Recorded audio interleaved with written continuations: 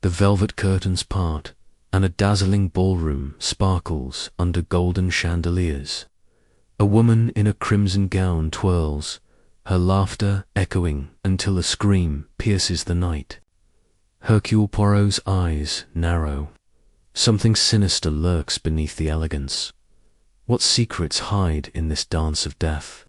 Stay with us as we unravel the mystery in Poirot and Death in the Velvet Ballroom, the dangerous dance. Welcome, dear viewers, to the first chapter of our thrilling tale, Poirot and Death in the Velvet Ballroom, the dangerous dance. Picture this, it's 1930s London, where glamour and secrets waltz hand in hand. Our story begins with the legendary detective Hercule Poirot, a man whose little grey cells never miss a beat. Receiving a gilded invitation to the most exclusive event of the season, the annual Velvet Ballroom Gala at the opulent Ashbourne Manor. This isn't just any gala. It's a night where the elite of society gather to dance, dazzle, and, as we'll soon discover, deceive. Tonight, we'll step into Poirot's polished shoes, uncover the allure of the Velvet Ballroom, and catch the first whispers of a mystery that will keep you on the edge of your seat. So, grab a cup of tea, settle in, and let's begin. The chapter opens with Poirot in his meticulously tidy apartment, adjusting his impeccable moustache in a mirror. His loyal friend, Captain Hastings, bursts in, waving an envelope sealed with crimson wax. "Poirot, old chap, you've been invited to the Velvet Ballroom Gala," Hastings exclaims, his eyes bright with excitement. Poirot, ever composed, raises an eyebrow. "Mon ami, an invitation to such an event is never merely for dancing," he muses, his Belgian accent thick with suspicion. The gala, hosted by the enigmatic Lady Evelyn Ashbourne, is the talk of London's high society. Rumours swirl about her late husband's fortune, her mysterious past, and the dazzling guests who attend her soirees. Poirot, intrigued by the whispers of scandal, decides to attend not for the champagne or the foxtrot, but to observe the hidden currents beneath the glittering surface. As Poirot and Hastings arrive at Ashbourne Manor, the scene is breathtaking. The manor's grand entrance is framed by ivy-covered stone, and inside, the Velvet Ballroom lives up to its name. Crimson velvet drapes cascade from towering windows, chandeliers cast a warm glow over polished marble floors, and an orchestra fills the air with a lively waltz. Guests in tailored tuxedos and shimmering gowns glide across the dance floor, their smiles as polished as the silverware. But Poirot's sharp eyes catch details others miss. A nervous glance between two guests. A woman clutching her pearl necklace too tightly, a waiter lingering too long near a private conversation. "Hastings," Poirot whispers, "this ballroom is a stage, and every dancer plays a part. But who, I wonder, is the puppeteer? Let's meet the key players in this dangerous dance." Lady Evelyn Ashbourne, the hostess, is a vision in emerald silk, her charm as captivating as it is calculated. At 40, she's a widow with a fortune and a reputation for throwing unforgettable galas. Her sharp wit and guarded smiles hint at secrets she's not ready to share. Then there's Sir Reginald Carver, a pompous businessman whose booming laugh masks a ruthless streak. He's rumoured to be after Lady Evelyn's wealth and, perhaps, her heart. Next, we have Miss Clara Duval, a young French heiress with a mischievous sparkle in her eye, whose flirtations seem to unsettle more than one guest. And don't overlook Dr. Malcolm Finch, a quiet physician with a habit of watching the crowd from the shadows, his notebook always close at hand. These characters, and others we'll meet, form a web of motives and mysteries that Poirot is determined to untangle as the evening unfolds. Poirot mingles, his his polite questions cutting through small talk like a scalpel. He learns that Lady Evelyn's late husband, Lord Ashbourne, died under mysterious circumstances 2 years ago, leaving her a fortune tied to a contested will. Whispers of foul play still linger, and tonight's gala marks the anniversary of his death. Coincidence? Poirot thinks not. He notices Sir Reginald arguing quietly with Lady Evelyn near the champagne fountain, their words drowned out by the music. Miss Duval, meanwhile, dances with a succession of partners, her laughter bright but her eyes darting nervously toward the balcony. Dr. Finch, ever observant, scribbles in his notebook, his gaze fixed on a young man in a navy suit who seems out of place among the elite. The tension builds as the clock nears midnight. Poirot sipping a glass of sparkling water. He never drinks alcohol, as it clouds the mind, feels a shift in the air. The orchestra strikes up a dramatic tango, and the dance floor becomes a whirl of passion and precision. But then a piercing scream cuts through the music. The crowd freezes. A woman in a crimson gown, Miss Clara Duval, stumbles from the balcony, her face pale, her hands trembling. "He's dead," she gasps, pointing to the shadows beyond the velvet curtains. The guests rush forward, and there, sprawled on the cold stone, lies the young man in the navy suit, a dagger glinting in his chest. The velvet ballroom, once alive with laughter, now hums with fear. Poirot steps forward, his calm demeanor a beacon. In the chaos, "Mesdames et messieurs," he says, his voice steady, "please, remain calm. Hercule Poirot is here, and no detail shall escape my notice." He kneels beside the body, noting the angle of the dagger, the faint scent of perfume in the air, and a torn scrap of paper clutched in the victim's hand. Hastings, ever loyal, stands by his side, looking faintly ill. "Who was he, Poirot?" Hastings asks. "And why here? Why now?" Poirot's eyes gleam. That mon ami is the question. The dance has begun, and death is our partner. As the police are called and the guests are ushered to the drawing room, Poirot's mind is already at work.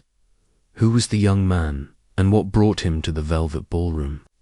Was he a guest, a stranger, or something else entirely? The scrap of paper in his hand bears a single word: velvet. A clue, a warning, or a red herring? And what of the scream that alerted the crowd? Why was Miss Duval on the balcony at that precise moment? These questions swirl like the dancers on the floor, and Poirot knows the answers lie in the secrets of the gala's guests. That's all for Chapter 1, folks. We've stepped into the Velvet Ballroom, met our key players, and stumbled upon a murder that promises to unravel a web of intrigue. What secrets does Lady Evelyn hide? Is Sir Reginald's ambition more dangerous than it seems? And what was Miss Duval doing on that balcony? Stick with us as we follow Poirot's little grey cells in Chapter 2, where the investigation deepens and the clues start to pile up. If you're loving this mystery, hit that like button, subscribe, and ring the bell so you don't miss the next chapter. Comment below with your guesses. Who do you think the killer is? Let's keep the dance going. The Velvet Ballroom is no longer a stage for elegance. It's a crime scene, and Hercule Poirot is in his element. The chandeliers still gleam, but their light now casts eerie shadows across the marble floor where the young man's body lies. Covered by a white sheet, the air hums with nervous whispers as guests huddle in the drawing room, their faces a mix of shock and suspicion. Poirot's sharp eyes scan the crowd, his mind already piecing together the puzzle. In this chapter, we dive into the first steps of his investigation, uncovering the victim's identity, probing the guests' alibis, and spotting clues that hint at a deeper conspiracy. The stakes are high, and every word, every glance, could lead us closer to the truth, deeper into deception. Let's follow Poirot as he navigates this dangerous dance of lies. The police, led by the gruff Inspector Japp, arrive at Ashbourne Manor, their heavy boots echoing in the now silent ballroom. Japp, a seasoned officer who both respects and is exasperated by Poirot's methods, barks orders to secure the scene. "Right, Poirot, what's your take on this mess?" he asks, scratching his head. Poirot, adjusting his bow tie, replies, "Mon cher Inspector, the mess is only apparent. Beneath it lies order, a pattern we shall uncover." He begins by examining the body, now identified as Victor Langston, a 28-year-old journalist known for his exposés on London's elite. Victor wasn't on the guest list, which raises a burning question. How did he slip into the gala, and why was he targeted? The dagger, a sleek antique with an ornate silver handle, is a clue in itself, too expensive for a common thief, too deliberate for a random act. Poirot turns his attention to the scrap of paper found in Victor's hand, the word velvet, scrawled in hurried ink. Is it a reference to the ballroom, a code, or a name? He tucks it into his pocket, careful not to smudge the ink, and notes the faint scent of lavender lingering on the paper. "Curious," he murmurs, "a scent that does not belong to the victim." Hastings, hovering nearby, suggests, "Perhaps it's a lady's perfume, Poirot. Miss Duval was awfully close to the scene." Poirot's lips twitch into a faint smile. "Patience, Hastings. Assumptions are the quicksand of deduction." He moves to the balcony where the murder took place and notices a scuff mark on the stone railing, sign of a struggle, perhaps, or a hurried escape. The guests, now gathered in the drawing room, are a study in contrasts. Some fidget, others sit rigidly, and a few whisper heatedly. Poirot begins his interviews, starting with Lady Evelyn Ashbourne. Her emerald gown is slightly rumpled, a detail that doesn't escape Poirot's notice. "Madame," he begins, his voice smooth but probing, "this Victor Langston, was he known to you?" Lady Evelyn's eyes flicker, but her smile remains steady. "A journalist, hardly the sort I invite to my galas, Monsieur Poirot. I've never met him." Yet her fingers twist a sapphire ring, a nervous tick that betrays her composure. Poirot presses gently, asking where she was at the time of the scream. "Dancing with Sir Reginald," she replies, "until I stepped away to greet some late arrivals." Her alibi is plausible, but Poirot senses she's holding something back. Next, he speaks with Sir Reginald Carver, whose booming voice fills the room even now. "Ridiculous, this whole affair." Sir Reginald blusters, his face red. "I was in the thick of the tango when that scream went up. Ask anyone." But Poirot notes a bead of sweat on his brow and a smudge of red lipstick on his collar cuirass. For a man who claims to have been dancing only with Lady Evelyn, when asked about Victor Langston, Sir Reginald scoffs, a muckraker, sniffing around for scandals.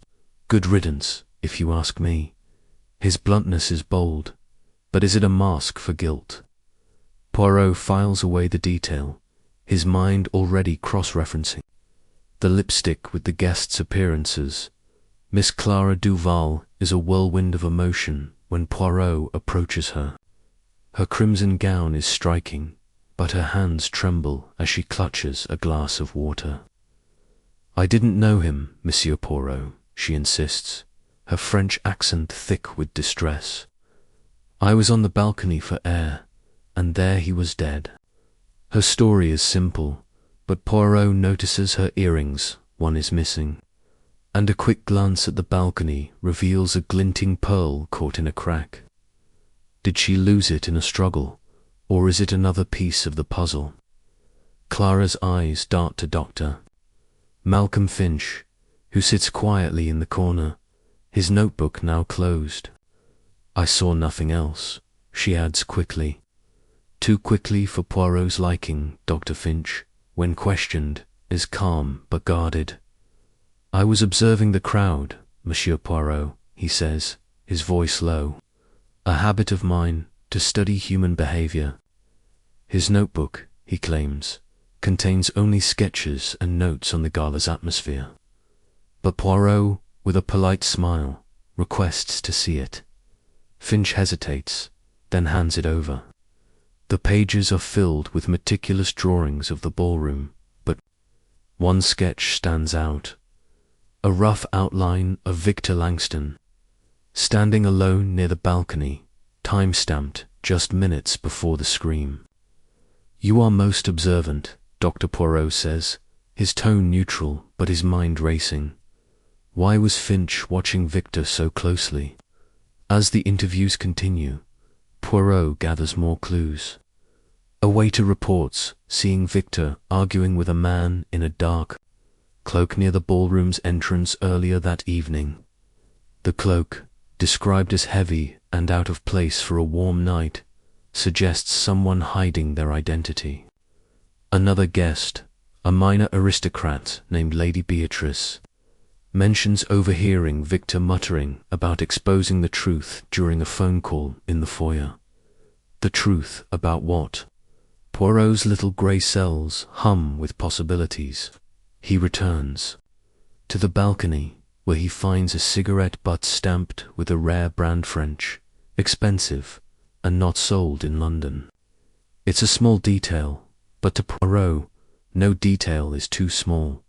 The atmosphere in the drawing room grows tense as the night wears on. Guests eye each other with suspicion, and whispers of scandal ripple through the crowd. Was Victor Langston killed? To silence his next exposer? Did his investigation threaten someone in this very room?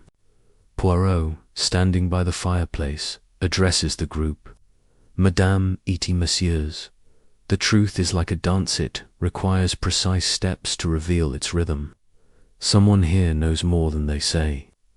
I urge you to speak now, or the consequences may be grave. His words hang in the air, but no one steps forward. The silence is deafening, broken only by the distant tick of a grandfather clock.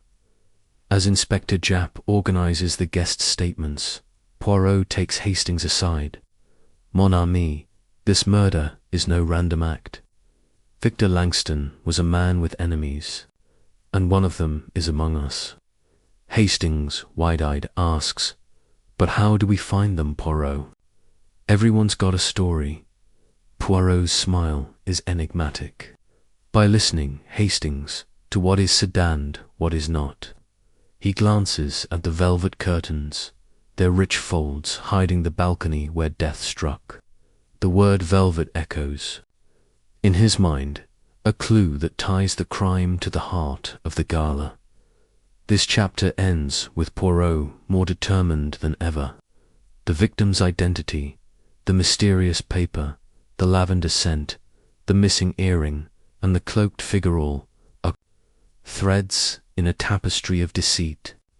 But the night is young, and the dance is far from over. In the next chapter, we'll follow Poirot as he digs deeper into Victor's past, uncovering a trail of secrets that lead to the heart of Ashbourne Manor. Will he find the killer's motive? Or will another step in this dangerous dance lead to more danger? Don't miss it, folks. Hit that like button, subscribe, and drop your theories in the comments. Who's hiding the truth?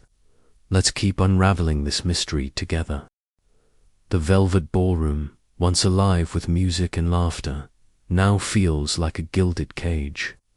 The guests, confined to the drawing room under Inspector Japp's watchful eye, shift uneasily as Hercule Poirot paces the floor, his polished shoes clicking softly. The murder of Victor Langston, the uninvited journalist found dead on the balcony, has cast a shadow over Ashbourne Manor. Poirot's little grey cells are buzzing, piecing together the clues. A scrap of paper marked velvet, a whiff of lavender, a missing earring, and a mysterious cloaked figure. In this chapter, we dive into Victor's past, uncovering his dangerous pursuits and the enemies he made along the way. The dance of deception is growing more intricate, and every step Poirot takes brings him closer to a truth that someone is desperate to keep hidden. Let's follow the trail and see where it leads. Poirot begins by delving into Victor Langston's life, determined to understand why a journalist would risk crashing an exclusive gayland, why someone would kill to stop him. Inspector Japp, grumbling about paperwork, shares what the police have uncovered. Victor was a rising star at the London Clarion, known for his relentless exposes on corruption among the elite. His latest article, published just a week ago, hinted at a scandal involving a prominent widow and a contested fortune. Poirot's eyes gleam. A widow, you say? Most intriguing, Inspector. The description points to Lady Evelyn Ashbourne, whose late husband's wealth has been the subject of whispers. Could Victor have been digging into her affairs?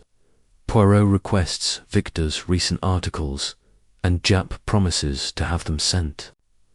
Over by morning, while waiting, Poirot turns to the physical evidence. He revisits the balcony, now cordoned off by police tape, and examines the scene in daylight's unforgiving glare. The scuff mark on the stone railing is clearer now, a heavy boot, too large for Victor's slender frame. Nearby, he finds a tiny speck of ash, matching the rare French cigarette but he discovered earlier. This is no coincidence, Poirot murmurs, slipping the ash into a small envelope. He also retrieves Miss Clara Duval's missing pearl earring, its delicate clasp bent as if caught in a struggle. The balcony overlooks a secluded garden, and Poirot notices a faint trail of crushed grass leading to a side gate. Someone fled the scene, but who? And why did they choose such a public moment to strike?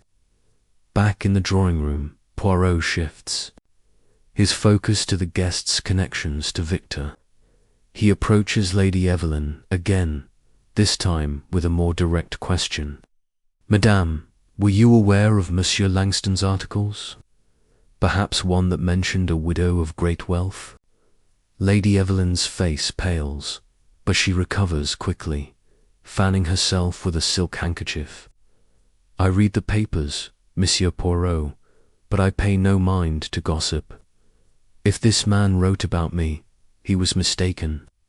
Her denial is smooth, but notices her handkerchief bears a faint lavender scent, same as the scrap of paper in Victor's hand. He makes a mental note, his expression betraying nothing. Sir Reginald Carver, meanwhile, is growing more belligerent. When Poirot asks if he ever crossed paths with Victor, Sir Reginald snaps, "That scribbler. He pestered me once about my business dealings. Sotter. Nonsense." Poirot raises an eyebrow. "And what dealings might those be, monsieur, sir?" Reginald clams up, muttering about private matters. Poirot recalls Victor's article about shady investments in a shipping company, one linked to Sir Reginald's name. The businessman's bluster feels like a shield, and Poirot wonders what it's protecting. He also notices a fresh scratch on Sir Reginald's hand, barely concealed by his cuff. A mark from a struggle, perhaps. Miss Clara Duval is next, her crimson gown now replaced with a simpler dress, though her nervous energy remains. Poirot gently returns her earring, watching her reaction. "Oh, thank you," she stammers, her fingers fumbling as she tucks it away. "I must have dropped it on the balcony." Poirot nods, then asks, Mademoiselle, you said you went to the balcony for air, yet you were there at the precise moment of the murder. Did you see anyone else? Clara's eyes widen, and she shakes her head. No one, monsieur. It was so dark. But Poirot catches a glance she throws toward Dr. Malcolm Finch, who's once again scribbling in his notebook. Is Clara afraid of him, or is she hiding something else? Dr. Finch, when questioned, remains an enigma. I knew of Langston's work. He admits, his voice steady. He was a man who made enemies, easily. Poirot presses, and were you one of them, doctor? Finch smiles faintly, hardly. My interest is in observation, not conflict. He offers his notebook again, and Poirot flips through it, finding more sketches of the gala, including one of Lady Evelyn and Sir Reginald arguing by the champagne fountain. You see much, Dr. Poirot says, but do you tell all? Finch's smile doesn't waver, but his grip on the notebook tightens. Poirot senses the doctor knows more than he's sharing, perhaps about Victor, perhaps about the killer as the morning unfolds. A delivery arrives from the London Clarion, a folder of Victor's unpublished notes, seized by the police. Poirot pores over them in a quiet corner of the Manor's library, Hastings at his side. The notes are a goldmine, detailing Victor's investigation into Lord Ashbourne's death 2 years ago. According to Victor, the official report of a heart attack was questionable. Traces of a rare poison were found in the autopsy but dismissed as accidental. Victor suspected murder, with Lady Evelyn as a prime beneficiary. His notes also mention a silent partner in Lord Ashbourne's business, someone with a stake in the fortune and a reason to silence Victor. The name is scratched out, but a single initial remains. R. Sir Reginald, perhaps, or someone else entirely. Poirot's investigation takes a new turn when a maid, trembling with nerves, approaches him. Sir, I wasn't going to say, but I saw something odd, she whispers. She describes a cloaked figure slipping through the side gate just after the scream, carrying a small bundle. It looked like a woman's shawl, she adds, glancing nervously at the drawing room. Poirot thanks her, his mind racing. A shawl could belong to any female guest lady, Evelyn, Clara, or even Lady Beatrice, who's been suspiciously quiet. He also learns from the butler that Victor was seen earlier in the evening near the Manor study, rifling through papers. Was he searching for evidence of the poison or the silent partner? The clues are mounting, but so is the tension among the guests. Whispers turn to accusations as they begin pointing fingers. Sir Reginald accuses Clara of luring Victor to the balcony, while Clara snaps that Sir Reginald's temper makes him a likely suspect. Lady Evelyn remains aloof, but her eyes follow Poirot's every move. Dr. Finch, ever the observer, watches the chaos with a faint smile, as if studying a chess game. Poirot, undeterred, gathers the guests once more. Madame et messieurs. He declares, Victor Langston sought a truth that cost him his life. That truth is here, in this room. I ask again, speak now, or the noose tightens. His words spark a flurry of denials, but Poirot's gaze lingers on the lavender-scented handkerchief in Lady Evelyn's hand. As the chapter closes, Poirot confides in Hastings, Mon ami, this murder is a thread in a larger tapestry. Victor Langston was no random victim. He was a hunter, and his prey fought back. Hastings, looking overwhelmed, asks, But where do we go from here, Poirot? Poirot's eyes twinkle. To the past, Hastings. The key lies in Lord Ashbourne's death and the secrets it buried. The Velvet Ballroom is quiet now, but the echoes of that fatal scream linger, urging Poirot forward. In the next chapter, we'll follow him into the Manor's archives, where old letters and hidden documents may reveal the truth about Lord Ashbourne and the killer's motive. Stay with us, folks, this mystery is only getting deeper. Hit that like button, subscribe, and drop your guesses in the comments. Who's the cloaked figure, and what's the R connection? Let's keep dancing through the clues. The air in Ashbourne Manor grows heavier, as if the walls themselves hold their breath. Hercule Poirot stands in the grand library, surrounded by towering bookshelves and the faint scent of aged leather. The murder of Victor Langston, the journalist, found dead on the Velvet Ballroom's balcony, has shaken the gala's guests, but Poirot's focus is sharper than ever. His little grey cells hum with the clues so far. The word velvet on a scrap of paper, a lavender-scented handkerchief, a missing earring, a rare French cigarette, and a cloaked figure fleeing into the night. Victor's notes pointed to a scandal tied to Lord Ashbourne's death, and now Poirot is determined to unearth the past to catch the killer. In this chapter, we follow him into the Manor's archives, where dusty letters and hidden truths reveal a web of betrayal that stretches from 2 years ago to the present. The dance of deception is quickening, and every step could lead to danger or revelation. Let's dive in and see what secrets await.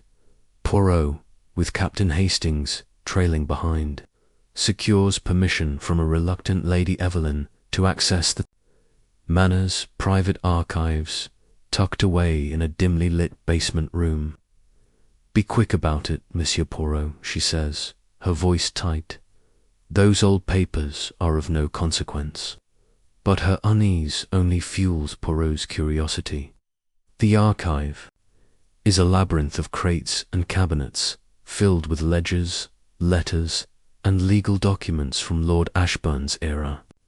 Hastings, sneezing from the dust, mutters, "This place is a maze, Poirot. How will we find anything useful?" Poirot's eyes gleam. "Mon ami, the truth hides in disorder, but it cannot escape Hercule Poirot."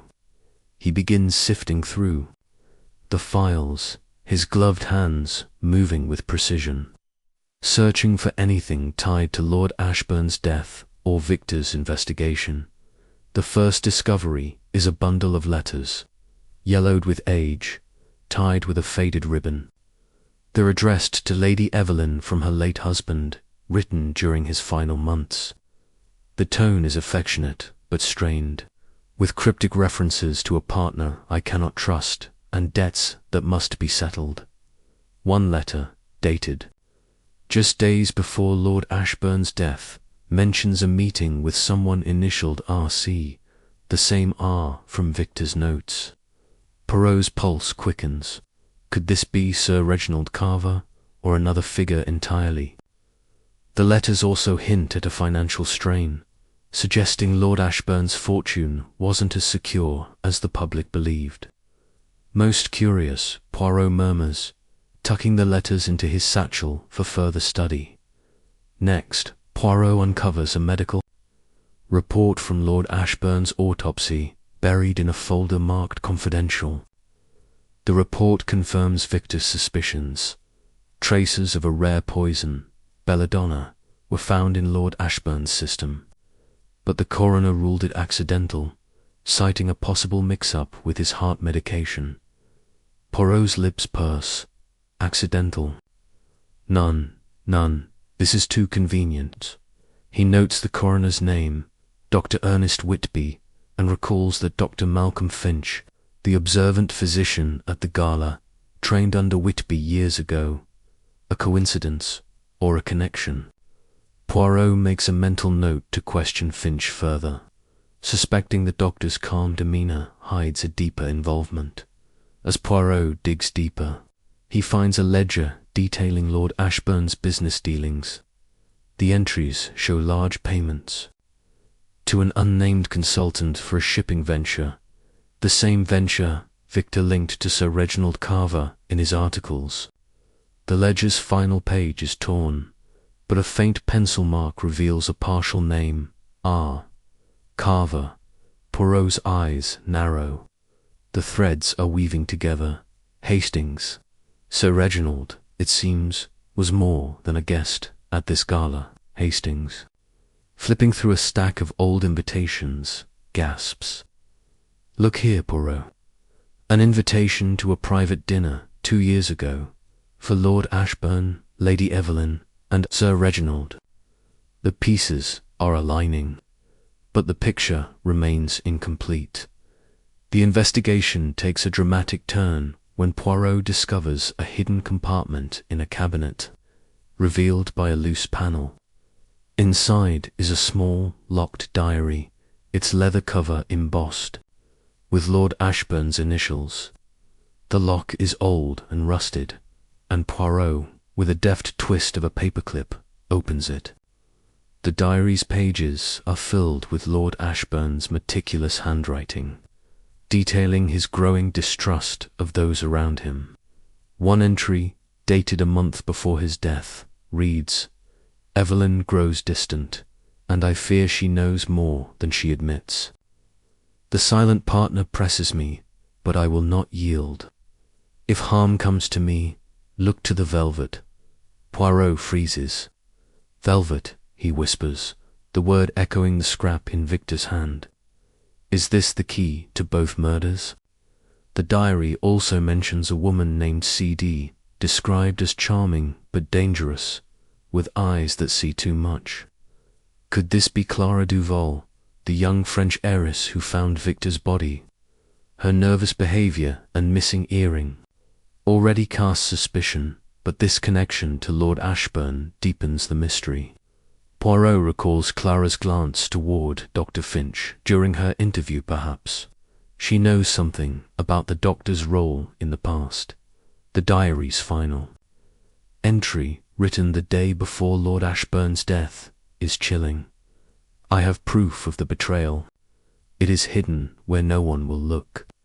If I fall, let justice find it."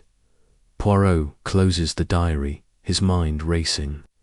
What proof, and where is it hidden? Back upstairs, the guests are growing restless under Inspector Japp's supervision. Poirot, emerging from the archives with Hastings, notices Lady Evelyn whispering urgently to Sir Reginald in a corner. Their conversation stops the moment they see him, and Sir Reginald storms off, his face flushed. Poirot approaches Lady Evelyn, holding up the diary. "Madame, your husband spoke of betrayal. What did he mean?" Her eyes widen, but she recovers, her voice icy. "That diary is private, Monsieur Poirot. You had no right." Poirot smiles faintly. "The truth, madame, respects no boundaries." He leaves her rattled, knowing her composure is cracking. Poirot then seeks out Clara Duval, who's sitting alone, twisting a handkerchief. "Mademoiselle," he begins gently, "your name appears in Lord Ashbourne's diary." A coincidence, perhaps. Clara's face pales, and she stammers, I met him once, at a charity event in Paris. He was kind, nothing more, but her trembling hands betray her. Poirot presses, mentioning the CD, initials, and Clara's eyes fill with tears. "I didn't hurt him," she whispers. "I swear it." Before Poirot can probe further, Dr. Finch interrupts, offering Clara a glass of water. "She's had a shock, Monsieur Poirot. Let her rest." Poirot nods, but his suspicions about Finch deepen. Why is he so protective of Clara? As the day progresses, Poirot shares his findings with Japp, who's skeptical but intrigued. "You're saying Lord Ashbourne's death wasn't natural, and this Langston chap was killed to keep it quiet?" Japp asks. Poirot nods. The killer fears exposure, and the gala was their stage. Japp agrees to investigate Dr. Whitby, the coroner, while Poirot plans to search the manor for Lord Ashbourne's hidden proof. He suspects it's tied to the word velvet, perhaps, a hidden safe behind the ballroom's curtains, or a secret compartment in the manor's decor. The chapter closes with Poirot standing in the velvet ballroom, now empty save for the echoes of the fatal night. The velvet curtains sway slightly, as if whispering secrets. "Hastings," Poirot says, his voice low, "the past is speaking, and we must listen. Lord Ashbourne's death and Victor's are linked, and the killer knows it." Hastings shivers. "But who, Poirot? Lady Evelyn? Sir Reginald?" Clara Poirot's gaze is steely. "All are dancers in this game, mon ami, but only one leads the steps. The trail is hot, and the next chapter will take us deeper into the manor's secrets, where Poirot searches for the hidden proof and confronts a new twist that could change everything. Stay tuned, folks, this mystery is unraveling fast. Hit that like button, subscribe, and share your theories in the comments. What's the velvet connection, and who's the silent partner? Let's keep chasing the truth. The velvet ballroom lies silent, its opulent chandeliers dimmed, but Hercule Poirot's mind is ablaze with purpose. The murder of Victor Langston, the journalist stabbed on the balcony, has unraveled a thread leading back to Lord Ashbourne's suspicious death 2 years ago. Poirot's discoveries in the manor's archives letters hinting at betrayal, a questionable autopsy, and a diary mentioning velvet and a hidden proof have tightened the web of suspicion around Lady Evelyn Ashbourne, Sir Reginald Carver, Miss Clara Duval, and Dr. Malcolm Finch. The word velvet haunts Poirot, echoing the scrap found in Victor's hand, and he's convinced it holds the key to both crimes. In this chapter, we follow Poirot as he searches Ashbourne Manor for Lord Ashbourne's hidden proof, uncovering shocking revelations that bring the killer's motive into sharper focus. The dance of deception is reaching a crescendo, and every move could be deadly. Let's step into the shadows and see what Poirot finds. Poirot begins his search in the velvet ballroom where the murder took place. The crimson velvet curtains, heavy and luxurious, draw his attention. Lord Ashbourne's diary mentioned "look to the velvet," and Poirot suspects a literal clue. He runs his fingers along the curtain's edges, searching for anything unusual. Hastings, ever eager but slightly impatient, asks, "What are we looking for, Poirot? A secret pocket?" Poirot's eyes twinkle. "Mon ami, the truth hides in plain sight, but it requires the right perspective." His persistence pays off when he finds a small, concealed seam in one curtain, barely noticeable. With a gentle tug, he reveals a hidden pocket containing a thin metal key, its surface engraved with the letter A. "Voilà," Poirot whispers, "Lord Ashbourne's secret." The key is small but ornate, suggesting it unlocks something significant, safe, perhaps, or a private box. Poirot tucks it into his pocket, his mind racing through possibilities. Could this lead to the proof Lord Ashbourne mentioned, the evidence of betrayal that cost him his life? He decides to explore the manor further, starting with Lord Ashbourne's study, a room Lady Evelyn has kept locked since his death. With Inspector Japp's authority, Poirot gains access, and the butler, visibly nervous, unlocks the heavy oak door. The study is a time capsule, dark wood panels, a massive desk, and shelves lined with books on finance and maritime law. A portrait of Lord Ashbourne looms over the fireplace, his stern gaze seeming to watch Poirot's every move. Inside the study, Poirot's attention is drawn to a locked drawer in the desk. The key from the curtain fits perfectly, and with a soft click, The drawer opens to reveal a velvet-lined box. Inside is a single document, its edges worn but intact. It's a contract, dated 3 years ago, between Lord Ashbourne and an unnamed partner for a shipping venture. The terms are damning. The partner invested heavily, but stood to gain control of the company if Lord Ashbourne died. A handwritten note in the margin, in Lord Ashbourne's script, reads, "R.C. seeks my ruin. The poison is his doing." Poirot's pulse quickens. R.C. Sir Reginald Carver, whose name has surfaced repeatedly. This contract is the proof Lord Ashbourne hid, and Victor Langston likely died to keep it buried. But the discovery raises new questions. Why was the contract hidden in the study, and how did Victor know about it? Poirot examines the document further, noting a faint watermark, a crest, matching the Ashbourne family seal. He suspects Victor, with his knack for uncovering secrets, infiltrated the gala to find this very document. But who else knew it existed? Lady Evelyn, as the widow, had access to the study, yet she's kept it locked. Sir Reginald, with his business ties to Lord Ashbourne, might have suspected its existence. And what of Clara Duval, whose initials appeared in the diary, or Dr. Finch, whose mentor performed the questionable autopsy? Poirot's search is interrupted by a commotion in the drawing room. He and Hastings rush back to find the guests in an uproar. Sir Reginald is shouting, accusing Clara of planting evidence to frame him. She's a schemer, that one. He bellows, pointing a trembling finger. Clara, her face flushed, retorts, "You're the one with blood on your hands, Sir Reginald. I saw you near the balcony." The room erupts in gasps, and Inspector Japp struggles to restore order. Poirot steps forward, his voice calm but commanding. "Madame et messieurs, accusations without proof are like steps, without rhythm they lead nowhere.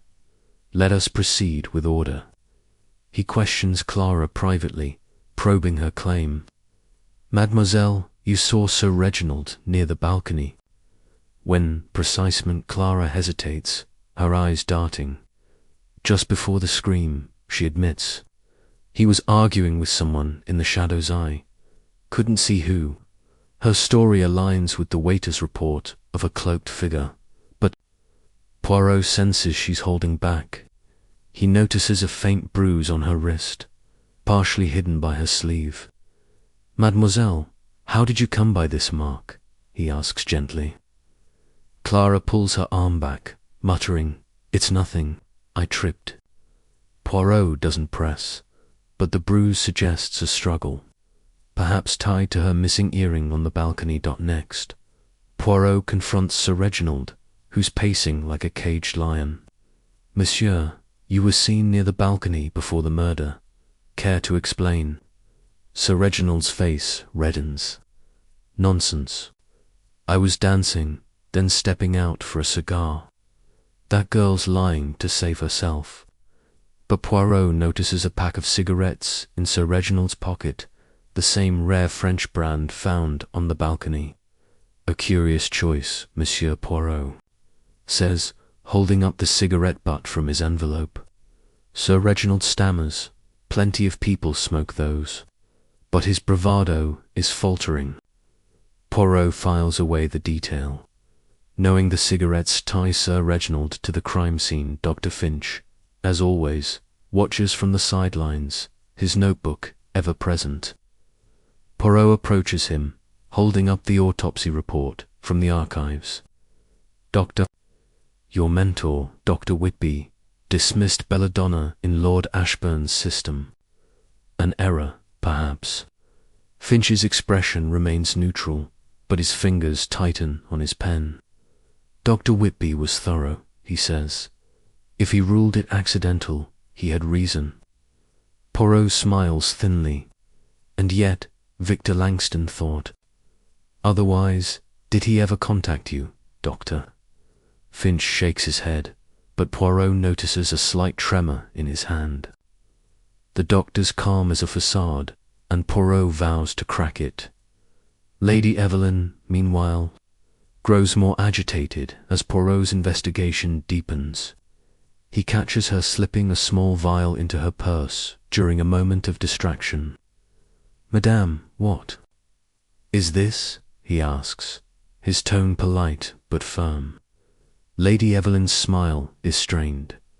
"Just my perfume, Monsieur Poirot. Lavender, my favorite." The scent matches the handkerchief and the scrap in Victor's hand, and Poirot's suspicions harden.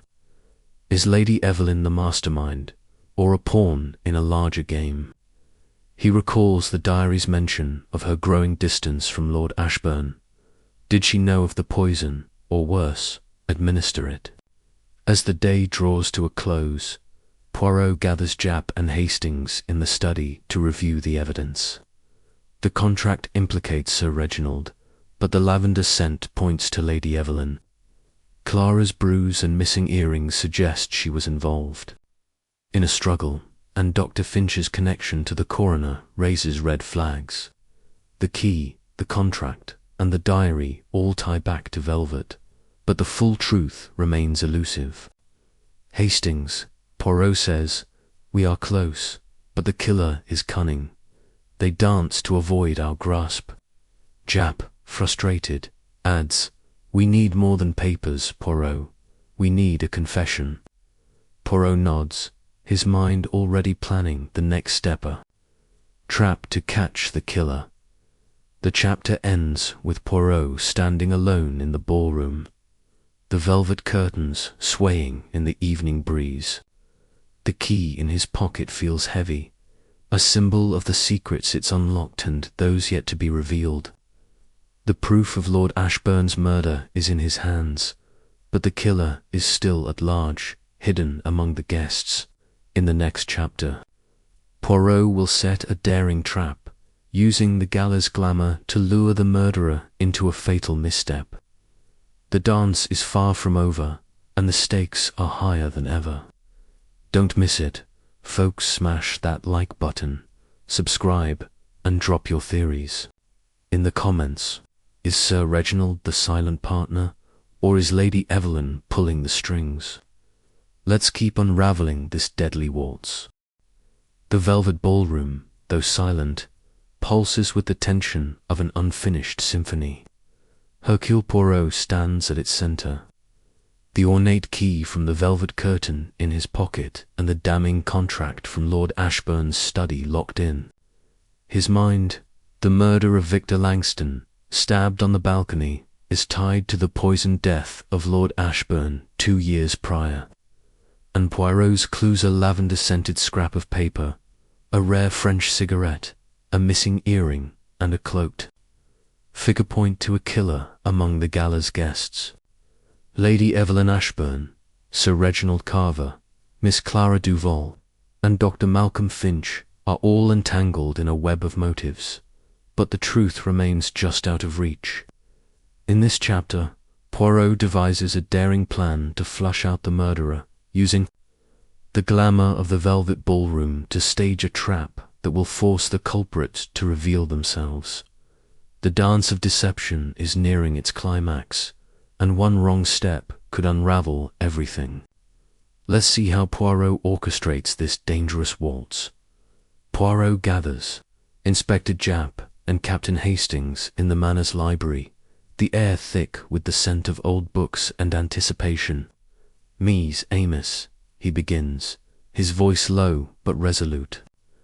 "The killer believes they have outsmarted us, but they underestimate the little grey cells of Hercule Poirot. We shall use their confidence against them." His plan is bold: to recreate a moment from the gala, a staged reenactment of the events leading to Victor's murder, under the pretense of helping the police clarify by announcing that new evidence: Lord Ashbourne's contract has surfaced. Poirot hopes to provoke the killer into a desperate act. Fear, he tells Japp, is a clumsy partner in this dance. It will betray them. Japp, skeptical but trusting Poirot's instincts, agrees to play along, while Hastings, wide-eyed, whispers, "You're playing with fire, Poirot." The guests are summoned back to the Velvet Ballroom, now lit with the same golden chandeliers as the fatal night. Lady Evelyn protests, her emerald eyes flashing. "This is absurd, Monsieur Poirot. Must we relive that dreadful evening?" But Poirot's calm authority prevails. "Madame, the truth requires a stage, and this ballroom is perfect." The guests, dressed in their gala finery at Poirot's request, take their places as if the night is replaying. The orchestra, hired for the occasion, strikes up a familiar waltz, and the atmosphere crackles with unease. Poirot watches closely, his eyes darting from face to face, searching for a telltale sign of guilt to set the trap. Poirot announces the discovery of the contract, holding it aloft for all to see. This document, he declares, reveals a betrayal that led to Lord Ashbourne's death and Victor Langston's. It names a silent partner, initialed R.C., who stood to gain everything. A murmur ripples through the crowd.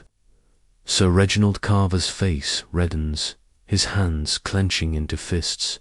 "That's preposterous," he bellows. "You're accusing me based on a scrap of paper." Lady Evelyn's lips tighten, and Clara Duval grips her chair, her knuckles white. Dr. Finch, as always, remains impassive, but his pen hovers over his notebook, poised to record. Poirot notes every reaction, knowing the killer is among them, feeling the noose tighten. The reenactment begins, with guests instructed to retrace their steps from the night of the murder. Poirot assigns roles. Lady Evelyn and Sir Reginald are to dance the tango, as they claimed to be doing at the time of the scream. Clara is sent to the balcony, where she discovered Victor's body. Dr. Finch is asked to stand near the champagne fountain, where his sketch placed him. Other guests, including Lady Beatrice and minor aristocrats, are positioned around the room, recreating the crowd. Poirot and Japp watch from the sidelines, while Hastings, armed with a notepad, jots down discrepancies. The music swells, and the guests move stiffly, their forced smiles betraying their nerves. As the tango reaches its peak, Poirot signals the orchestra to pause, mimicking the moment of the scream. He steps forward, his voice cutting through the silence. At this moment, Victor Langston was stabbed. But where was the killer? "Let us see." He asks Clara to walk to the balcony, timing her steps. She hesitates, her eyes flickering toward Sir Reginald, then complies. Poirot follows, noting that the balcony is only steps from the dance floor, close enough for a quick strike. He then calls Sir Reginald forward, asking him to demonstrate his cigar break. Sir Reginald, grumbling, steps toward the terrace door, but stumbles slightly, his hand brushing a velvet curtain. Poirot's eyes narrow. A faint tear in the curtain matches the one where he found the key. Is Sir Reginald retracing more than his alibi? Poirot then produces the lavender-scented scrap of paper, holding it up. This was found in Victor's hand, marked velvet. Who among you uses lavender? Lady Evelyn's hand instinctively touches her purse, where Poirot saw her hide the vial. "A common scent, Monsieur Poirot," she says coolly. "Hardly evidence." But Poirot notices Clara's reaction, a slight flinch, as if the scent means something to her. He pivots to Dr. Finch, asking, "Doctor, your sketches are meticulous. Did you note anyone near the balcony before the scream?" Finch's calm falters for a moment. "I saw movement," he admits, "but it was too dark to identify." Poirot presses, "And yet you sketched Victor precisely. Curious, Nan." Finch says nothing, but his silence speaks volumes. The trap tightens when Poirot reveals the French cigarette butt, holding it up for all to see. This was found on the balcony, a brand not common in London. Who here favours such a smoke? Sir Reginald shifts uncomfortably, his pocket bulging with the matching pack. But before he can speak, Lady Beatrice, the quiet aristocrat, blurts out, "I saw Dr. Finch smoking one earlier that night." The room gasps, and Finch's composure cracks, his eyes darting to the exit. Poirot steps closer. "Doctor, your observations are selective. What did you see that you do not tell?" Finch recovers, insisting, "I smoke many brands. It proves nothing." But the accusation has rattled him, and Poirot senses a breakthrough as the reenactment continues. Poirot stages a final gambit. He asks the butler to dim the lights, recreating the ballroom's ambience at the moment of the murder. In the flickering shadows, he calls for a volunteer to play Victor, standing on the balcony. Hastings, ever loyal, steps up, looking nervous. Poirot watches the guests, waiting for a reaction. Suddenly, a figure moves, a cloaked shadow darting toward the side gate, just as the maid described. Japp's men, stationed nearby, intercept the figure, revealing Lady Beatrice. Her face is pale, her shawl clutched tightly. "I was just stepping out," she protests, but Poirot notices a glint in her hand, a small knife, similar to the murder weapon. "Madame," he says, "your timing is most unfortunate." The guests are stunned, but Poirot isn't convinced Lady Beatrice is the killer. Her panic feels genuine, and the knife is too clean, too convenient. Is she a decoy, or did she stumble into the trap by chance? He questions her privately, and she confesses to sneaking out to meet a lover, fearing scandal. The knife, she claims, was for protection. Poirot believes her, but keeps her under watch, suspecting the real killer used her exit to distract. He returns to the ballroom, where the guests are whispering furiously. Clara, visibly shaken, avoids his gaze, while Sir Reginald mutters about false accusations. Lady Evelyn watches from a distance, her lavender scent lingering in the air. Poirot confides in Japp and Hastings as the night ends. The trap has stirred the waters, mes amis. The killer is nervous, and nervous feet stumble. Japp grumbles, "We've got knives and cigarettes, but no confession, Poirot." Poirot smiles. "Patience, Inspector. The dance is not over." He knows the reenactment has exposed cracks: Sir Reginald's torn curtain, Finch's cigarette, Clara's, Finch, and Lady Evelyn's vial. But the final piece is missing, and Poirot suspects it lies in the silent partner's identity. In the next chapter, he'll confront the suspects head-on, using the contract to force a revelation that could unmask the killer or provoke another deadly strike. Stay with us, folks. This mystery is at its boiling point. Smash that like button, subscribe, and drop your guesses in the comments. Is Lady Beatrice a red herring, or is the killer closer than we think? Let's keep this deadly dance spinning. The Velvet Ballroom, though bathed in the soft glow of dawn, feels like a stage set for a final act. Hercule Poirot's trap, a staged reenactment of the gala's fatal night, has stirred the hornet's nest. The guests of Ashbourne Manor are on edge, their polished facades cracking under the weight of suspicion. Victor Langston's murder, tied to the poisoned death of Lord Ashbourne 2 years ago, has drawn a tightening circle around Lady Evelyn Ashbourne, Sir Reginald Carver, Miss Clara Duval, and Dr. Malcolm Finch. Clues: a lavender-scented note, a French cigarette, a missing earring, a hidden contract, and a cloaked figure point to a killer desperate to protect a secret. Lady Beatrice's dramatic exit during the reenactment proved a distraction, but Poirot's little grey cells are locked on the true culprit. In this chapter, he stages a bold confrontation, using the contract and his deductions to force the killer's hand. The dance of deception is nearing its end, and one misstep could be fatal. Let's watch Poirot take the lead. Poirot gathers the guests in the drawing room, where the air is thick with tension.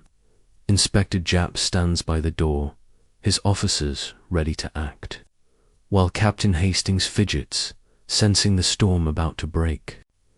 The guests, still in their gala attire from the reenactment, sit stiffly, their eyes darting between Poirot and each other.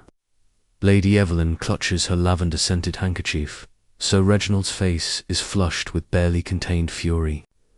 Clara's hands tremble, and Dr. Finch's calm is a thin veneer over his unease. Poirot steps forward, his voice steady and commanding. "Mesdames et messieurs, the time for games is over. Victor Langston died because he uncovered a truth one that began with the murder of Lord Ashbourne. Today, Hercule Poirot will reveal the killer." He begins by laying out the evidence, his words precise like steps in a waltz. He holds up the contract from Lord Ashbourne's study, its terms implicating a silent partner, R.C., in a scheme to seize control of the Ashbourne fortune. This document, Poirot says, was worth killing for. Victor Langston found it, and it cost him his life. Sir Reginald leaps to his feet, his voice booming. "You dare accuse me, Poirot. I'll have you sued for slander." But raises a hand, unruffled. "Monsieur, your temper betrays you. The contract bears your initials, and your rare French cigarettes were found at the crime scene." The room gasps, but Poirot's gaze shifts to Lady Evelyn. "Yet, Madame, the scent of lavender links you to the scrap of paper in Victor's hand. Care to explain?" Lady Evelyn's smile is icy, but her fingers twist her sapphire ring. "Lavender is hardly unique, Monsieur Poirot. You're grasping at straws." Poirot nods, as if conceding, then turns to Clara. "Mademoiselle Duval, your earring was found on the balcony, and a bruise on your wrist suggests a struggle. Were you there when Victor fell?" Clara's eyes fill with tears, and she shakes her head. "I told you, I only found him." "I didn't." Her voice breaks, and Dr. Finch interrupts, his tone sharp. "Leave her alone, Poirot. She's innocent."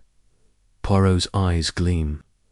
"Your defense of Mademoiselle Duval is touching, Doctor, but your sketches placed Victor on the balcony, and your mentor, Dr. Whitby, covered up Lord Ashbourne's poisoning. What do you hide?" The accusations hang in the air, and Poirot paces, weaving the clues together. He reveals the diary, quoting Lord Ashbourne's words. "If I fall, look to the velvet. The key hidden in the curtain," he explains, led to the contract, proving Lord Ashbourne's death was no accident. The poison, belladonna, was dismissed as accidental, Poirot says, but Victor's notes suggest otherwise. Someone in this room ensured silence. First Lord Ashbourne, then Victor. He pauses, letting the weight of his words settle. The guests shift uncomfortably, their alibis fraying under scrutiny. Poirot then unveils a new clue, discovered just before the confrontation. While examining the study again, he found a hidden ledger behind Lord Ashbourne's portrait, detailing payments to a CD.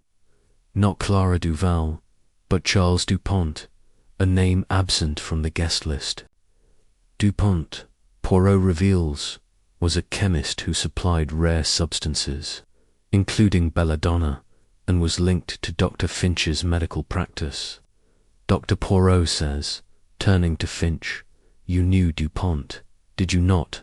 And you smoked those French cigarettes, a habit you shared with the cloaked figure seen fleeing the scene. Finch's face pales, but he retorts, you have no proof, Poirot. This is speculation. To tighten the trap, Poirot produces the torn curtain from the reenactment, its fibres matching a snag on Sir Reginald's cuff. Monsieur Carver, you were near the curtains, where the key was hidden. Did you know of its existence? Sir Reginald sputters. I was adjusting my jacket. This is absurd. But Poirot pivots to Clara, holding up her earring. Mademoiselle, your bruise and this earring place you at the scene. Did you struggle with Victor or with someone else? Clara sobs. I was trying to stop him. He was going to ruin everything. Her outburst shocks the room, and Poirot presses. Ruin what, mademoiselle? Speak. Before Clara can answer, Lady Evelyn stands, her voice cutting through the chaos. Enough. This is a farce, Monsieur Poirot. You accuse us all, but where is your proof? Poirot smiles, undeterred. The proof, madame, is in your reactions.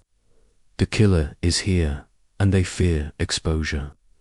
He reveals the vial from Lady Evelyn's purse, its label confirming lavender oil mixed with a trace of belladonian off to mask a poison scent. This vial, madame, connects you to both murders. Did you poison your husband, or was it another? Lady Evelyn's composure cracks, her hand trembling. You're mistaken, she whispers, but her voice lacks conviction. The room is electric with tension as Poirot orchestrates his final move. He asks Jap to bring in the maid who saw the cloaked figure.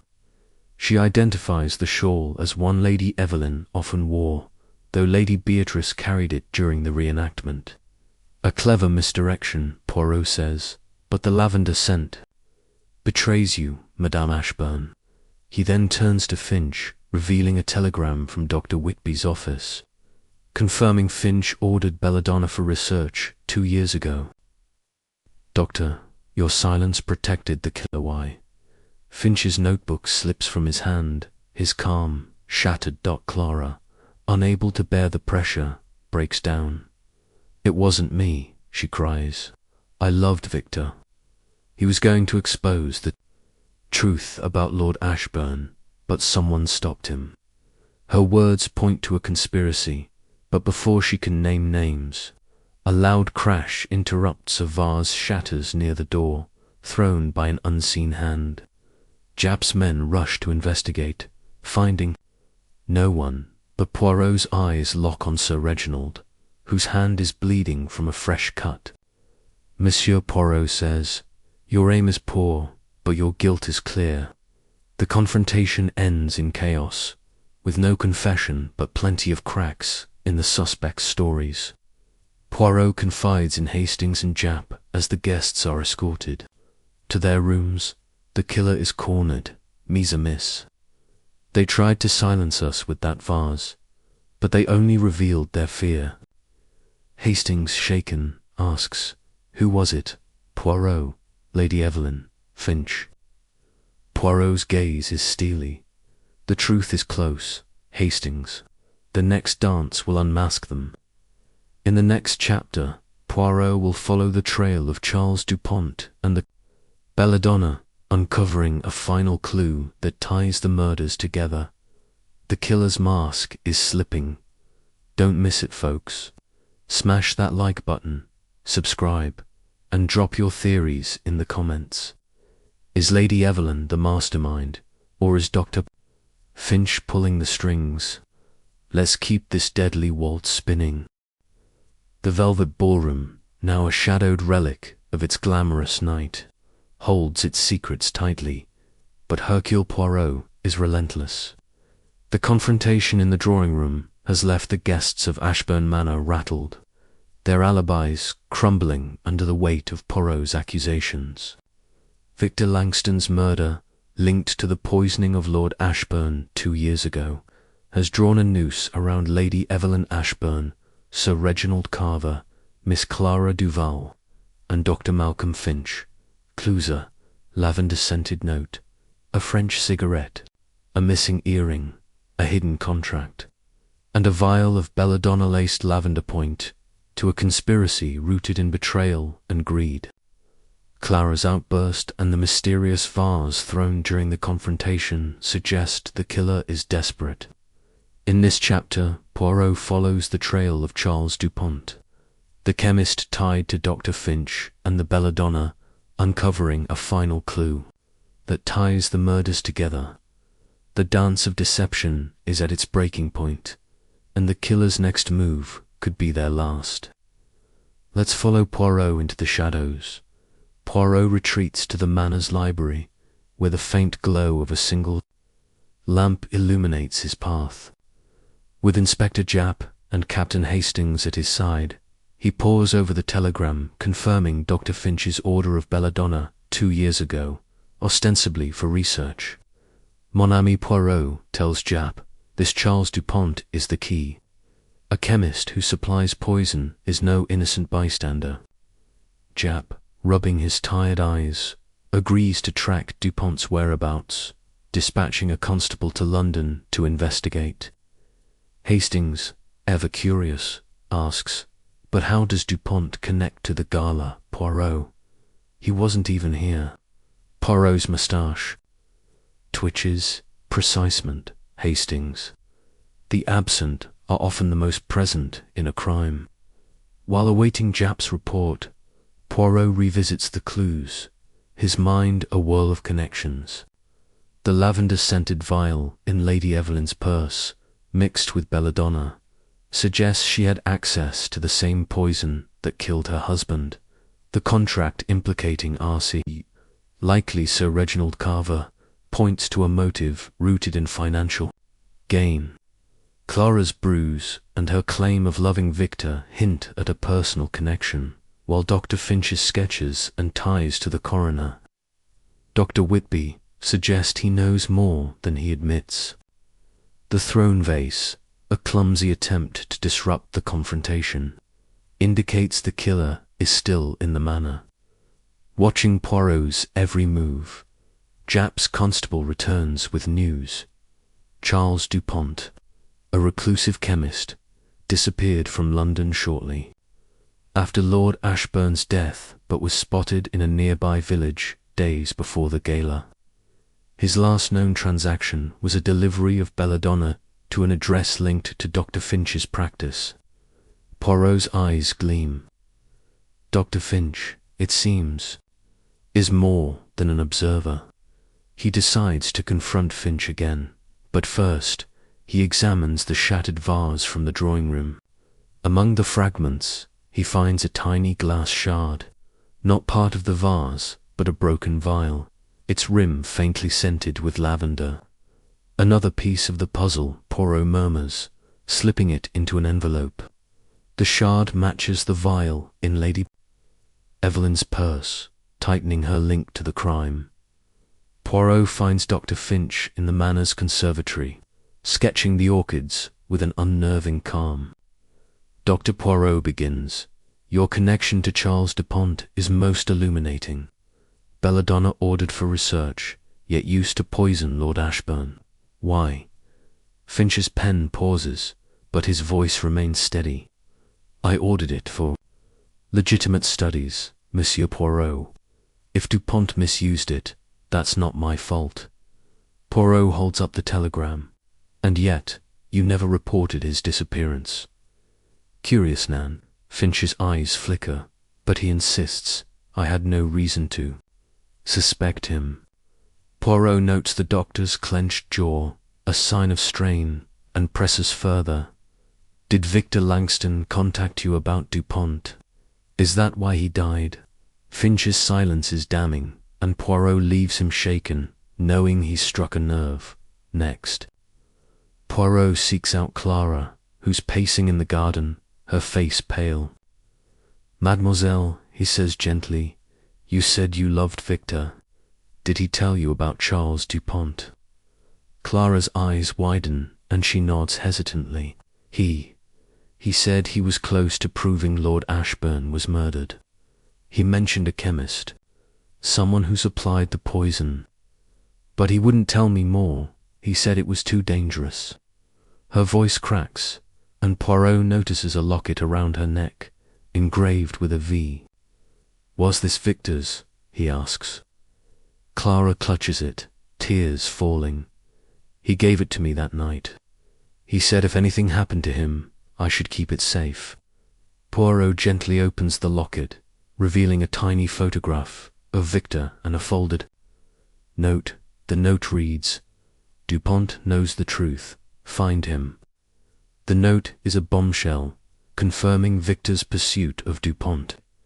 Poirot shares it with Jap, who's growing frustrated. So, this Dupont supplied the poison, but who used it? And who killed Langston?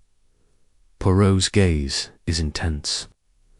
The answer lies in the manor, Inspector. The killer is here, protecting their secret.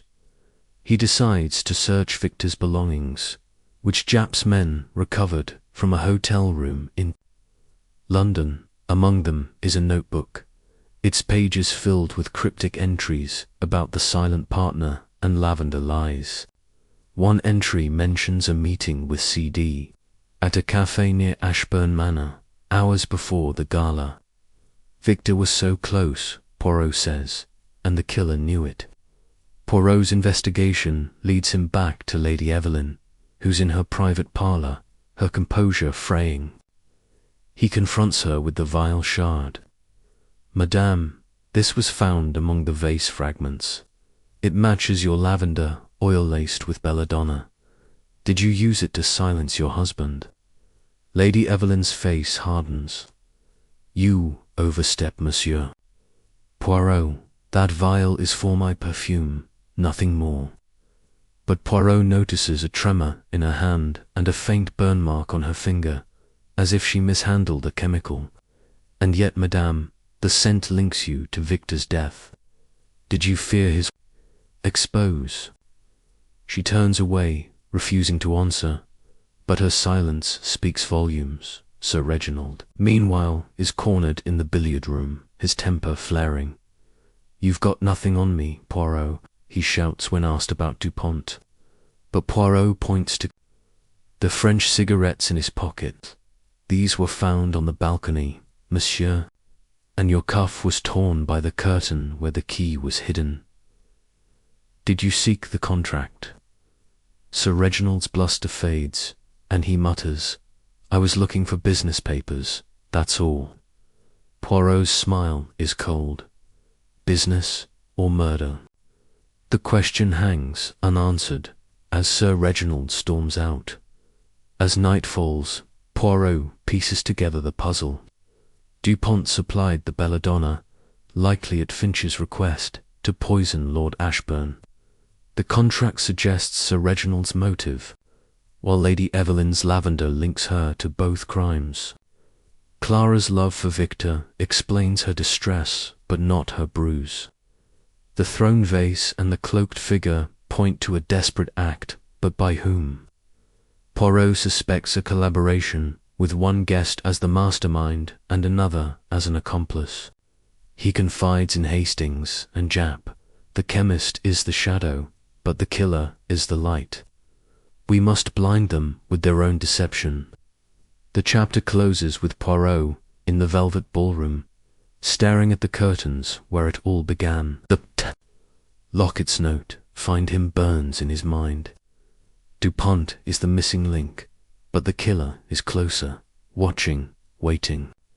In the next chapter, Poirot will track Dupont's trail to a final confrontation, setting a stage where the killer can no longer hide. The dance is almost done, and the truth is within reach. Stay tuned, folks, this mystery is racing to its climax. Hit that like button, subscribe, and drop your theories in the comments. Is Dr. Finch the puppet master, or is Lady Evelyn's lavender the key? Let's keep unraveling this deadly waltz. The Velvet Ballroom, bathed in the pale light of early morning, feels like a chessboard where Hercule Poirot is poised to checkmate. The murder of Victor Langston, stabbed on the balcony, is a dark echo of Lord Ashbourne's poisoning 2 years ago, and Poirot's clues a lavender-scented note. A French cigarette, a missing earring, a hidden contract, a belladonna-laced vial, and a chemist named Charles Dupont have tightened the noose around Lady Evelyn Ashbourne, Sir Reginald Carver, Miss Clara Duval, and Dr. Malcolm Finch. The trail of Dupont, the chemist who supplied the poison, has led Poirot to a web of betrayal, greed, and secrets. Clara's locket, with its note urging to find him, suggests Victor was close to exposing the truth. The thrown vase and the cloaked figure's escape show the killer's desperation. In this chapter, Poirot sets the stage for a final confrontation, orchestrating a dramatic reveal to unmask the murderer. The dance of deception is at its peak, and one false step will end it all. Let's join Poirot for the final waltz. Poirot gathers Inspector Japp and Captain Hastings in the Manor's study, the air heavy with anticipation. "Mise Amos," he says, his voice a quiet command. The killer believes they have outdanced us, but they have left footprints in the rhythm. Tonight we shall bring them into the light.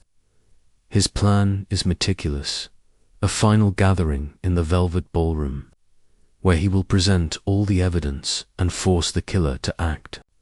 Japp, rubbing his chin, asks, "You're sure this'll work, Poirot? We've got clues, but no confession." Poirot's eyes gleam. "The confession, Inspector, will come when the killer sees no escape."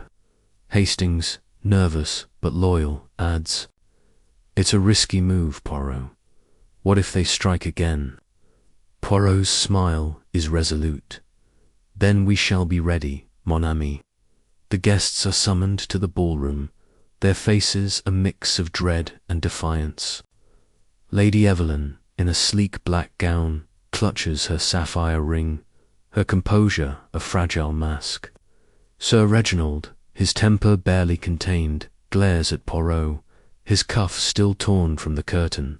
Clara, pale and clutching her locket, avoids eye contact, while Dr. Finch, notebook in hand, watches with a cold detachment. The ballroom is set as it was on the fatal night, chandeliers aglow, velvet curtains drawn, and the orchestra playing a haunting waltz. Japp's officers stand discreetly at the exits, ready to act. Poirot steps to the centre, his presence commanding silence. "Madame et messieurs," he begins, "tonight the dance ends, and the truth steps forward." Poirot lays out the case with surgical precision. He starts with Lord Ashbourne's death, revealing the diary's warning, "If I fall, look."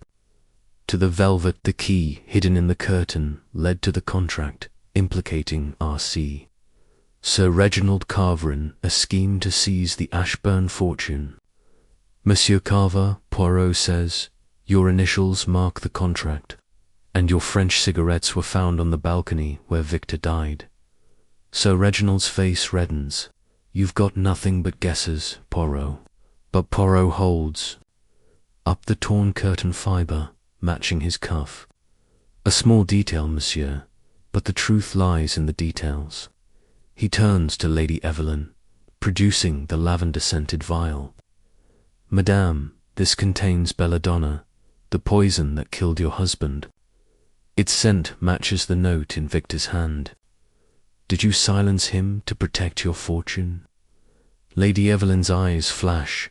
"You accuse me based on perfume. This is outrageous." But Poirot points to the burn mark on her finger, suggesting she handled the poison carelessly.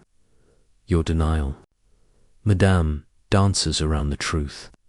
The guests murmur, and Lady Evelyn's hand trembles, her ring glinting under the chandelier. Next, Poirot addresses Clara. "Mademoiselle Duval, your locket holds Victor's note. Dupont knows the truth. You loved him. Yet your bruise and earring place you at the scene.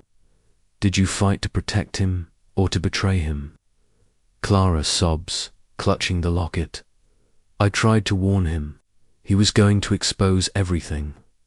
Her words hint at a deeper truth, but before she can elaborate, Dr. Finch interrupts. She's distraught, Poirot. Leave her be. Poirot's gaze sharpens. Doctor, your mentor, Dr. Whitby, covered up the poison, and you ordered belladonna from Charles Dupont.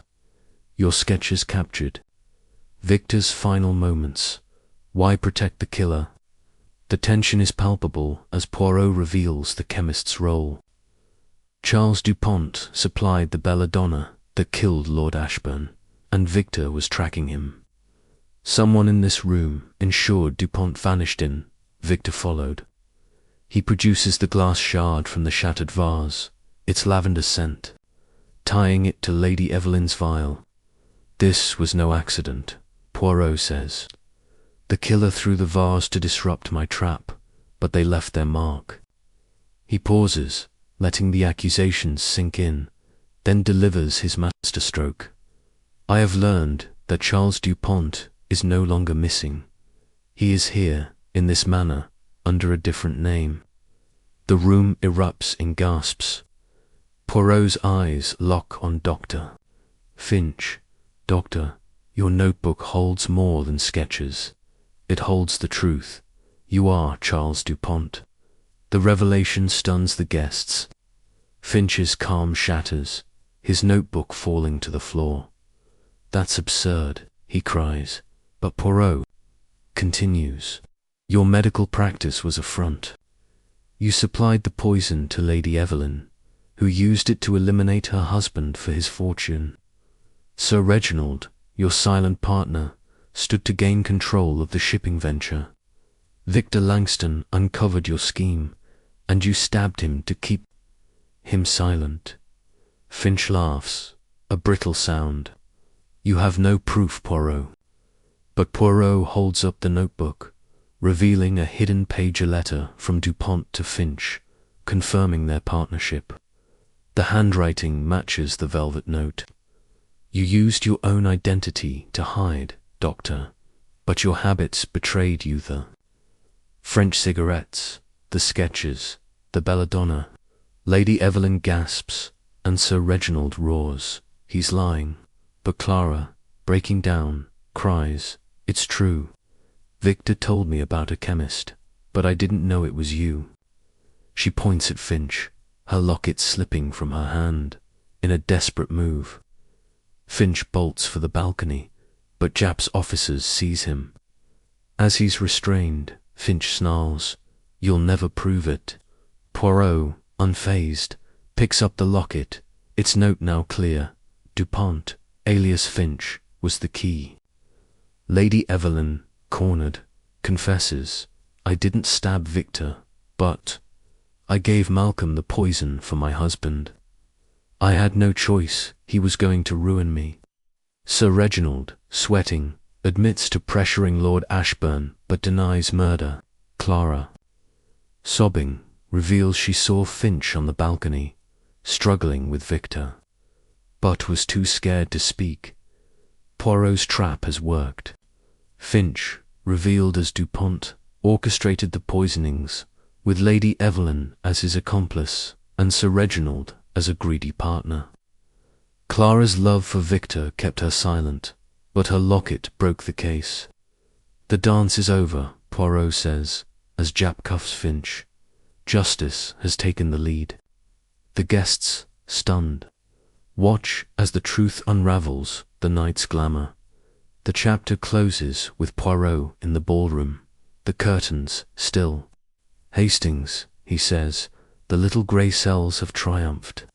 The truth, like a waltz, requires precision. In the final chapter, Poirot will tie up the loose ends, ensuring justice for Victor and Lord Ashbourne. Don't miss it, folks, the curtain's about to fall. Smash that like button, subscribe, and drop your thoughts in the comments. Did you Guess Finch was Dupont. Let's see how this deadly waltz ends. The Velvet Ballroom, once a stage for elegance and intrigue, now stands as a silent witness to justice. Hercule Poirot's dramatic confrontation has unmasked Dr. Malcolm Finch as Charles Dupont, the chemist who supplied belladonna to poison. Lord Ashbourne, with Lady Evelyn Ashbourne as his accomplice, and Sir Reginald Carver as a greedy silent partner. Victor Langston's murder, a desperate act to silence his exposés, was Finch's doing, confirmed by Clara Duval's locket and the damning clues: a lavender-scented note, a French cigarette, a missing earring, a hidden contract, and a vial of poison. The guests of Ashbourne Manor are shaken, their secrets laid bare by Poirot's little grey cells. In this final chapter, Poirot ties up the loose ends, ensuring justice for both victims while reflecting on the deadly dance that unfolded. The waltz is over, and the curtain is ready to fall. Let's join Poirot for the grand finale. The morning sun filters through the ballroom's towering windows, casting long shadows across the marble floor. Inspector Japp's officers have taken Dr. Finch revealed as Charles Dupontin to custody, his winsome demeanour replaced by a bitter scowl. Lady Evelyn, her elegance shattered, sits in the drawing-room under guard, her confession still echoing. She provided the poison for her husband's death, driven by financial ruin and Finch's manipulation. Sir Reginald Carver, his bluster deflated, faces charges as an accessory, his role in the shipping venture exposed by the hidden contract. Clara Duval, clutching her locket, weeps quietly, her love for Victor both her burden and her salvation. Poirot, standing by the velvet curtains where it all began, prepares to close the case with his signature precision. Poirot gathers the remaining guests, Japp and Hastings, in the drawing-room for a final summation. Madame et... He begins, his voice steady. The Velvet Ballroom was a stage for deception, but the truth, as always, prevails. Let us retrace the steps of this fatal dance. He starts with Lord Ashbourne's murder, orchestrated by Finch, who, as Dupont, supplied belladonna to Lady Evelyn. Madame Poirot says, addressing her, "Your husband's fortune was slipping away, and you saw poison as your escape. But you were not alone." Lady Evelyn, her eyes hollow, nods. "Malcolm promised it would be quick. I didn't know he'd use it again." Poirot turns to Finch's motive. "As Charles Dupont, you hid behind a doctor's title, but your greed for the Ashbourne shipping empire drove you. The contract, signed by Sir Reginald, was your prize, but Lord Ashbourne suspected betrayal. The diary, with its cryptic look to the velvet, led Poirot to the key and the contract, hidden for 2 years until Victor Langston uncovered the truth. Victor Poirot, continues, was a journalist of courage, seeking justice for Lord Ashbourne. His note, Velvet, was his final clue, left in the hand of Mademoiselle Duval. Clara, tears streaming, speaks softly. "Victor told me he was close to exposing a killer. I begged him to stop, but he wouldn't." Poirot nods gently. "Your locket, mademoiselle, held his truth. The bruise on your wrist came from struggling with Finch, who caught you warning Victor on the balcony." Clara confirms, her voice breaking. "I tried to pull him away, but Malcolm was too fast. He stabbed him." The earring, lost in the struggle, and her hesitation to speak were born of fear, not guilt. Poirot's compassion softens his gaze. "You are not to blame, mademoiselle." Sir Reginald's role, Poirot explains, was one of opportunism. "Monsieur Carver, you pressured Lord Ashbourne for control of the shipping venture, knowing his death would secure it. Your cigarettes on the balcony and your torn cuff betray your presence near the crime. Sir Reginald, defeated, mutters, "I didn't kill anyone. I just wanted the deal." Poirot's voice is stern. "Your greed, monsieur, fueled the dance of death." The French cigarettes, a rare brand shared by Finch, were a careless link between the conspirators. Poirot then addresses the lavender scent, the thread tying the crimes together. "Madame Ashbourne, your vial of lavender oil, laced with belladonna, was no mere perfume. You used it to mask the poison in Lord Ashbourne's drink, and its scent lingered on Victor's note. The vial shard, found among the shattered vase, confirmed her involvement. The throne vase," Poirot adds, "was Finch's attempt to disrupt my trap, but it only sealed his fate." The notebook, with its hidden letter from Dupont to Finch, revealed his true identity. A chemist hiding in plain sight. JAPP, impressed but exhausted, asks, "How'd you know Finch was Dupont, Poirot?" "That was a leap." Poirot smiles. "The little grey cells, Inspector, see what others miss." Finch's sketches were too precise, his cigarettes too rare, and his connection to Dr. Whitby too convenient. The telegram confirmed it. Dupont never left. He became Finch. The cover-up of Lord Ashbourne's poisoning, facilitated by Whitby, was Finch's first act of deception, but Victor's investigation unraveled it. As the guests process the revelations, Poirot ties up the final loose ends. Lady Beatrice, who fled during the reenactment, was a red herring, her knife a precaution for her secret rendezvous, not murder. The cloaked figure, Poirot deduces, was Finch, using Lady Evelyn's shawl to mislead. The maid's testimony and the crushed grass by the gate confirmed his escape attempt after stabbing Victor. Every step, Poirot says, was part of the killer's choreography, but they could not outdance justice. The manor grows quiet as Japp's officers escort Finch, Lady Evelyn, and Sir Reginald to face charges. Clara, exonerated, vows to honor Victor's memory by publishing his unfinished expose. Poirot hands her the locket, his voice gentle. "Mademoiselle, let his courage guide you." She nods, a spark of resolve in her eyes. The other guests, shaken but relieved, disperse, their secrets no longer a threat. The Velvet Ballroom, its curtains still, feels cleansed of its dark history. Poirot and Hastings step onto the balcony where Victor fell. The morning air is crisp, and the garden below blooms with quiet beauty. "Hastings," Poirot says, "this case reminds us that truth, like a waltz, requires balanced logic and intuition, order and passion." Hastings, ever loyal, grins. "You made it look easy, Poirot." Poirot chuckles. "Non, mon ami. It is never easy, but it is always possible." As they leave Ashbourne Manor, Poirot glances back at the ballroom, its chandeliers dimmed but its story etched in his mind. The dance of deception is over, and justice has taken the final bow. The little grey cells, he muses, they never fail. The case is closed, but its echoes linger, a testament to Poirot's brilliance.